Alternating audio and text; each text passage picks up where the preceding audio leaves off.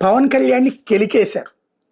ఆ కెలికితే ఎట్లుంటుందో return gift ఇవ్వడానికి సిద్ధపడ్డారు. అంత కఠినంగా ప్రకటన ఇంతవరకు ఎప్పుడూ రాలేదు పవన్ కళ్యాణ్ కార్యాలయం నుంచి.